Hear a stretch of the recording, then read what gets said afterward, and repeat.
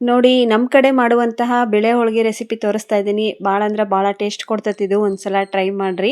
Hi ಎಲ್ಲರಿಗೂ ನಮಸ್ಕಾರ. ಹೇಗಿದ್ದೀರಿ? ಚೆನ್ನಾಗಿದ್ದೀರಾ? ನಾನು ಕೂಡ ಚೆನ್ನಾಗಿದ್ದೀನಿ. ನೀವು ಚೆನ್ನಾಗಿದ್ದೀರಾ ಅಂತ ಅಂದ್ಕೊಂಡಿದ್ದೀನಿ. ಬನ್ನಿ ಮತ್ತೆ ಬೇಳೆ ಹೋಳಿಗೆ ಮಾಡೋದು ಯಾವ ಥರ ಅಂತ ತೋರಿಸ್ತೀನಿ.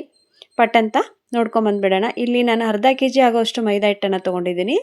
ಇದಕ್ಕೆ ಮೇನ್ ಬೇಕಾಗಿರೋದು ಮೈದಾ ಹಿಟ್ಟು. ಸೇಮ್ ಟು ಸೇಮ್ ನಾವು ಒಬ್ಬಟ್ಟು ಮಾಡ್ತೇವೆ ಅಂದರೆ ಹೋಳಿಗೆ ಮಾಡ್ತೇವಲ್ಲ ಅದೇ ಥರನೇ ಮಾಡೋದು. ಅಂದರೆ ಅಲ್ಲಿ ನಾವು ಬೇಳೆ ಬೇಯಿಸ್ಬಿಟ್ಟು ಬೆಲ್ಲ ಹಾಕಿಬಿಟ್ಟು ಹೂರಣ ಮಾಡ್ಕೊತೀವಿ. ಆದರೆ ಇಲ್ಲಿ ಅಕ್ಕಿ ಹಿಟ್ಟನ್ನು ತೊಗೋಬೇಕು. ಅಕ್ಕಿ ಹಿಟ್ಟಲ್ಲಿ ನಾವು ಹೂರಣ ಟೈಪ್ ಮಾಡಿಕೊಂಡು ಬೇಳೆ ಹೋಳಿಗೆ ತುಂಬಿ ಮಾಡ್ತೀವಿ.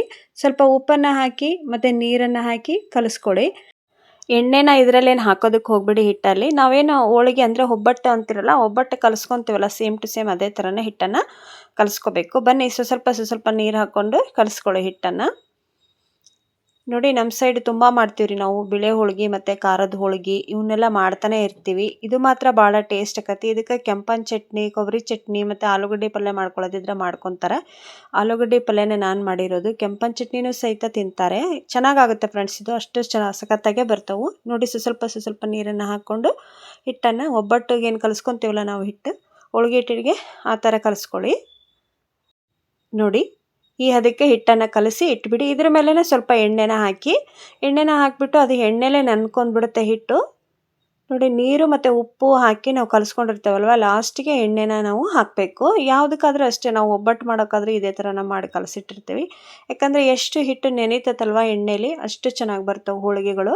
ನೋಡಿ ಈ ಥರ ಮೇಲೆ ಕೆಳಗೆ ಮಾಡಿಬಿಟ್ಟು ಒಂದು ಪ್ಲೇಟನ್ನು ಮುಚ್ಚಿ ಇಟ್ಬಿಡಿ. ಈ ಕಡೆ ನಾವು ಹೋಳಿಗೆಗೆ ತುಂಬೋದಕ್ಕೆ ಹೂರಣ ಅಂದರೆ ಅಕ್ಕಿ ಹಿಟ್ಟಲ್ಲಿ ಹೂರಣ ಮಾಡ್ಕೋಬೇಕು. ಈಗ ತೋರಿಸ್ತೀನಿ ಬನ್ನಿ. ನಾನು ಈಗ ನೀರನ್ನು ಕಾಯಕ್ಕಿಟ್ಟಿದ್ದೆ. ಇದಕ್ಕೆ ಸ್ವಲ್ಪ ಉಪ್ಪನ್ನು ಹಾಕಿಬಿಟ್ಟು ಇಡ್ತೀನಿ. ಮೇನ್ ಇದಕ್ಕೆ ಅಕ್ಕಿ ಹಿಟ್ಟು ಬೇಕೇ ಬೇಕು. ಅಕ್ಕಿ ಹಿಟ್ಟು ತುಂಬಿ ಮಾಡೋದು ಬೇಳೆ ಹೋಳಿಗೆ ಅಂದರೆ. ಆಮೇಲೆ ನೀವು ಖಾರದ ಹೋಳಿಗೆ ಮಾಡ್ಕೊತೀವಿ ಅಂದ್ರೂ ಮಾಡ್ಕೋಬೋದು ರೀ. ಇದರಲ್ಲೇ ಸ್ವಲ್ಪ ಉಪ್ಪು, ಖಾರ, ಮೆಣಸಿನ್ಕಾಯಿ ಎಲ್ಲದು ಹಾಕಿಬಿಟ್ಟು ಜಿಗುಟು ಮಾಡಿಕೊಂಡು ಅದಕ್ಕೂ ಖಾರದ ಹೋಳಿಗೆನೂ ನಾನು ಒಂದು ಸಲ ತೋರಿಸ್ತೀನಿ.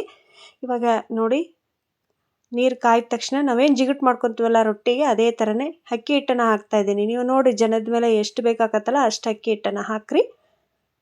ನೋಡಿ ಇವಾಗ ಈ ಥರ ಕೈ ಹಿಡ್ಕೊತಾನೆ ಇರ್ರಿ. ಜಿಗುಟು ಮಾಡ್ಕೊತೀರಲ್ಲ ನೀವು ರೊಟ್ಟಿಗೆ, ಅದೇ ಥರನೇ ಮಾಡ್ಕೊಳ್ಳಿ. ಸ್ವಲ್ಪ ಹೊತ್ತು ಬೇಯಿಸ್ಕೋಬೇಕಂದ್ರೆ ಅದನ್ನು ಸಡನ್ಲಿ ನಾವು ಹಿಟ್ಟನ್ನು ತೆಗೆದುಬಿಟ್ಟು ರೊಟ್ಟಿ ಮಾಡ್ಕೊತೀವಿ. ಆದರೆ ಇದನ್ನು ಸ್ವಲ್ಪ ಬೇಯಿಸ್ಕೋಬೇಕು. ನಾವು ಅಕ್ಕಿ ಹಿಟ್ಟಿಂದ ಜಿಗುಟು ಮಾಡ್ಕೋಬೇಕು. ಈಗ ನಾನು ಸ್ವಲ್ಪ ಹೊತ್ತು ಬೇಯೋದಕ್ಕೆ ಇಟ್ಟಿದ್ದೀನಿ. ನೋಡಿ ಜಿಗುಟು ಚೆನ್ನಾಗಾಗಬೇಕಿದು. ಆಗಿದ್ದರೆ ಮಾತ್ರ ನಮಗಲ್ಲಿ ಹೋಳಿಗೆ ಮಾಡ್ಕೊಳ್ಳೋಕೆ ಸೂಪರಾಗೆ ಬರುತ್ತೆ. ಇವಾಗ ಇದನ್ನು ನಾನು ಕೆಳಗಡೆ ತೆಗೆದುಬಿಟ್ಟು ಆರೋದಕ್ಕೆ ಬಿಡ್ತೀನಿ ಸ್ವಲ್ಪ ಹೊತ್ತು. ನೋಡಿ ಸ್ವಲ್ಪ ಹೊತ್ತು ಹಾರ್ಕೋಬೇಕಿದು. ಇದಕ್ಕೆ ಮತ್ತು ನಾವು ಒಣ ಹಿಟ್ಟನ್ನು ಏನು ಯೂಸ್ ಮಾಡೋಂಗಿಲ್ಲ ರೀ. ಹಂಗೆ ಇದನ್ನು ಜಿಗುಟು ಮಾಡ್ಕೋಬೇಕು. ನೋಡಿ ಇವಾಗ ತೋರಿಸ್ತೀನಿ. ಸ್ವಲ್ಪ ಕೈಗೆ ನೀರನ್ನು ಹಚ್ಕೊಳ್ಳಿ. ಇವಾಗ ನೋಡಿ ಎಲ್ಲದನ್ನು ನೀವು ನೀಟಾಗಿ ನಾದ್ಕೋಬೇಕು. ಹಿಟ್ಟು ಮಾತ್ರ ಸ್ಮೂತಾಗಿ ಮೃದುವಾಗಿ ಬರಬೇಕು ರೀ ಇದು ಜಿಗುಟು. ಹಾಗಿದ್ರೆ ಮಾತ್ರ ಸಖತ್ತಾಗೆ ಬರ್ತಾವೆ ಹೋಳಿಗೆ. ಇವಾಗ ನೋಡಿ ಈ ಥರ ಎಲ್ಲ ಹಿಟ್ಟನ್ನು ನಾದ್ಕೊಳ್ಳಿ. ಸ್ವಲ್ಪ ಕೈಗೆ ನೀರು ಹಚ್ಕೊಂಡು ನಾದ್ಕೊಳ್ಳಿ. ಇವಾಗ ನೋಡಿ ಈ ಥರ ಮಾಡಿಟ್ಕೊಂಬಿಡಿ. ಸೇಮ್ ನೋಡಿ ಈ ಥರ ಎಲ್ಲ ಜಿಗುಟನ್ನು ನೀಟಾಗಿ ನಾದ್ಕೊಂಡು ಇದನ್ನೊಂದು ಬಟ್ಲದಲ್ಲಿ ಎತ್ತಿಟ್ಕೊಂಬಿಡಿ. ರೆಡಿ ಆಯ್ತು ನೋಡಿರಿ. ನಾವು ಹೂರಣ ಅಲ್ಲಿ ಹೂರಣ ಮಾಡ್ಕೊತೀವಿ ರೀ. ಇಲ್ಲಿ ಈ ಥರ ಜಿಗುಟು ಮಾಡ್ಕೊತೀವಿ ಅಷ್ಟೇ ಅಕ್ಕಿ ಹಿಟ್ಟಲ್ಲಿ. ಪೂರ್ತಿ ವಿಡಿಯೋ ನೋಡಿ ಸಪೋರ್ಟ್ ಮಾಡಿ ಫ್ರೆಂಡ್ಸ್.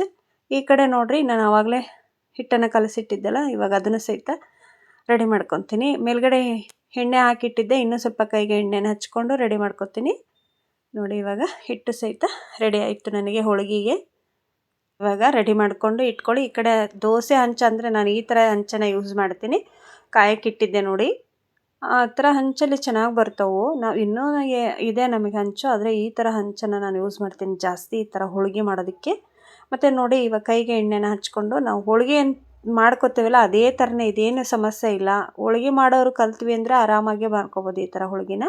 ಇವಾಗ ನೋಡಿರಿ ಈ ಥರ ಕಣಕ ತೊಗೊಂಡು, ಇದಕ್ಕೆ ಕಣಕ ಅಂತ ಹೇಳ್ತಾರೆ. ಹೂರಣ ಬೇರೆ ಕಣಕ ಬೇರೆ ಅಂತ ಹೇಳ್ತಾರಲ್ವ, ಇದಕ್ಕೆ ಕಣಕ ಅಂತ ಕರಿತೀವಿ ನಾವು. ಕಣಕ ಅಂದರೆ ಹಿಟ್ಟಿಗೆ ಕಣಕ ಅಂತ ಕರೀತಾರೆ. ಇದನ್ನು ಸ್ವಲ್ಪ ಆ ಕಡೆ ಈ ಕಡೆ ಈ ಥರ ಮಾಡ್ಕೊಳ್ಳಿ. ನೀವು ಲತ್ತುಡಿಯಿಂದನಾದರೂ ಮಾಡ್ಕೊಳ್ಳಿ, ಉದ್ದ ಮಣೆಯಿಂದನೂ ಮಾಡ್ಕೊಳ್ಳಿ, ಇಲ್ಲಾಂದರೆ ಹಾಗೇನಾದರೂ ಮಾಡ್ಕೋಬೋದು. ನೋಡಿ ಇದಕ್ಕೆ ನಾವು ಅಲ್ಲಿ ಹಿಟ್ಟನ್ನು ತುಂಬ್ತೀನಿ. ಅಂದರೆ ಜಿಗುಟು ಮಾಡಿ ಇಟ್ಕೊಂಡಿದ್ನಲ್ಲ ಅಕ್ಕಿ ಹಿಟ್ಟನ್ನು ಹಾಕಿ ತೋರಿಸ್ತೀನಿ ನಿಮಗೆ ಯಾವ ಥರ ಮಾಡ್ತೀನಿ ಅಂತ.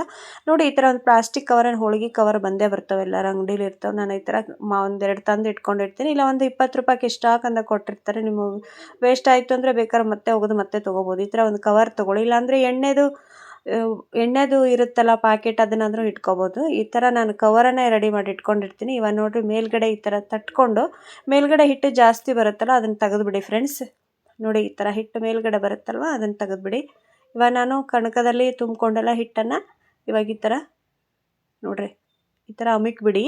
ಯಾಕಂದರೆ ಸ್ವಲ್ಪ ಗಟ್ಟಿ ಇರುತ್ತಲ್ವ ಹಿಟ್ಟು, ಹಾಗಾಗಿ ಜಲ್ದಿ ಇದಾಗೋದಿಲ್ಲ ನಮ್ಗೆ ಉದ್ದೋದಕ್ಕೆ. ನಾನು ಮೇಲ್ಗಡೆನೂ ಒಂದು ಕವರನ್ನು ತೊಗೊಂಡಿದ್ದೀನಿ. ಮೇಲ್ಗಡೆ ಒಂದು ಕವರ್ ತೊಗೊಂಡ್ರೆ ಬೇಗ ಆಗುತ್ತೆ ಅಂತ ಅದನ್ನ ಲತ್ತುಡಿಯಿಂದನೂ ಉದ್ಕೋಬೋದು, ನೀವು ಕೈಯಿಂದನಾದರೂ ತಟ್ಕೋಬೋದು. ನಿಮ್ಗೆ 2 ತೋರಿಸ್ತೀನಿ ನಾನು. ಇಲ್ಲಿ ನಾನು ಲತ್ತುಡಿಯಿಂದನೇ ಉದ್ಬಿಡ್ತೀನಿ ಬೇಗ ಆಗಲಿ ಅಂತ, ಮತ್ತು ತೆಳುವಾಗಿ ಬರ್ತವೆ. ಈ ಟೈಪ್ ಆದರೂ ಮಾಡಿ, ಹಾಗೆ ಕೈಯಿಂದನಾದರೂ ತಟ್ಕೊಂಡು ಮಾಡ್ಬೋದು ನೀವು.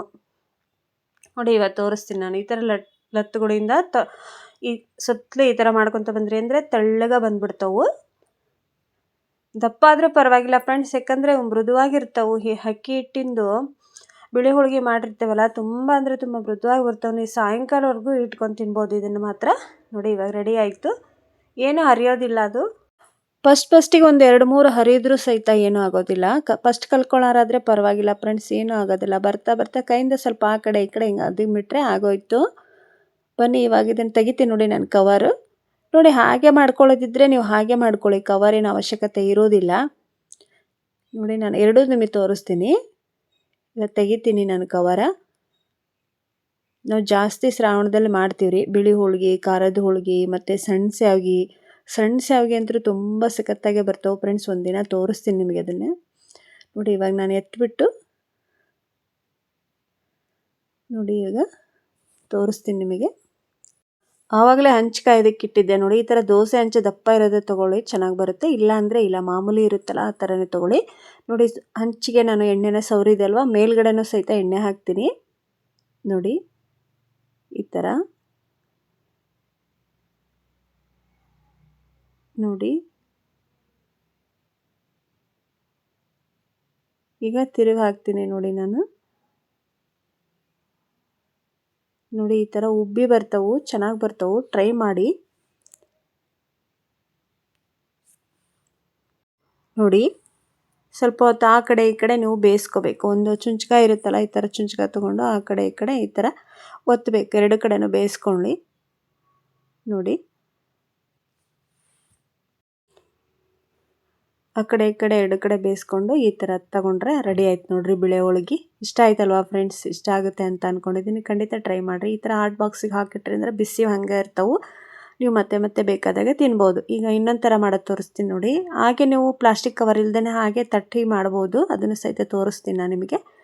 ತುಂಬ ಸಿಂಪಲ್ ಫ್ರೆಂಡ್ಸ್ ಇದು. ನೀವು ಒಬ್ಬಟ್ಟು ಮಾಡೋದು ಹೆಂಗಿದ್ರು ಗೊತ್ತಿರುತ್ತಲ್ಲ, ಅದ್ರ ಬದಲಿ ಹೂರ್ಣದ ಬದಲಿ ಅಕ್ಕಿ ಹಿಟ್ಟಿಂದ ಜಿಗಿಟ್ ಮಾಡಿಕೊಂಡು ತುಂಬೋದಷ್ಟೇ ಇರುತ್ತೆ ಇದರಲ್ಲಿ. ನೋಡಿ ಈ ಥರ ಸ್ವಲ್ಪ ಟೈಮ್ ಹಿಡಿಯುತ್ತೆ ಅಷ್ಟೇ, ಆದರೆ ತುಂಬ ಚೆನ್ನಾಗಿ ಬರುತ್ತೆ. ಟ್ರೈ ಮಾಡಿ. ನೋಡಿ ಈ ಥರ ಚಿಕಟ್ ಮಾಡಿ ಇಟ್ಕೊಂಡಿದ್ದನ್ನು ಮತ್ತೆ ನಾನು ಹಾಕಿಬಿಟ್ಟು ತೋರಿಸ್ತೀನಿ ನೋಡಿ. ಅದೇ ಥರನೇ ಸೇಮ್ ಟು ಸೇಮ್ ಒಬ್ಬಟ್ಟು ಮಾಡ್ತೀವಲ್ಲ ಅದೇ ಥರನೇ ಮಾಡೋದಷ್ಟೇ. ಇವಾಗ ಮೇಲ್ಗಡೆ ಹೆಚ್ಚಿಗೆ ಇರೋ ಹಿಟ್ಟನ್ನು ನೀವು ತೆಗಿಬೇಕು. ಈ ಥರ ತೆಗೆದುಬಿಟ್ಟು ನೋಡಿ ಹೆಚ್ಚಿಗೆ ಬರುತ್ತಲ್ವ ಮೇಲ್ಗಡೆ ಹಿಟ್ಟನ್ನು ತೆಗೀರಿ.